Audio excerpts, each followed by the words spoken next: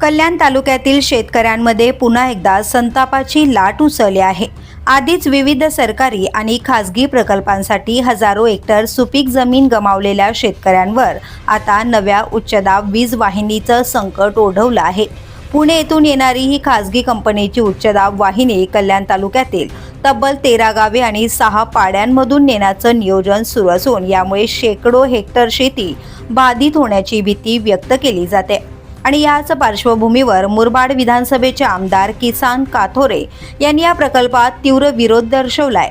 शेतकऱ्यांची दिशाभूल करून जमिनी लाटण्याचा प्रकार सहन केला जाणार नाही असा इशारा त्यांनी दिलाय। कल्याण तालुक्यातून यापूर्वी 6 उच्चदाब वाहिन्या, महामार्ग आणि विविध पाईपलाईन प्रकल्प गेले असून त्यामुळे 5000हून अधिक शेतकरी कुटुंबे भूमिहीन झाल्याचा आरोप स्थानिकांनी केला आहे। आता नव्या प्रकल्पासाठी सुरू असलेल्या सर्वेक्षणामुळे ग्रामस्थांमध्ये भीतीचं वातावरण निर्माण झालंय।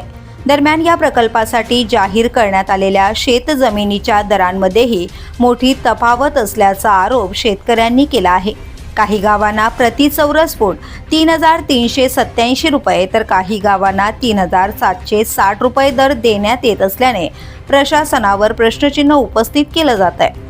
ही वाहिनी वालकज, बेहेरे, दानवाप, वाघेवर, वासुंदरीसह 13 गावातून जाणार असून मोठ्या प्रमाणात वृक्षतोड होण्याची शक्यता आहे।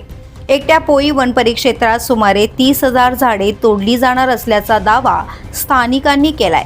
त्यामुळे शेतीसोबतच पर्यावरणालाही मोठा फटका बसणार असल्याची भीती व्यक्त केली जाते।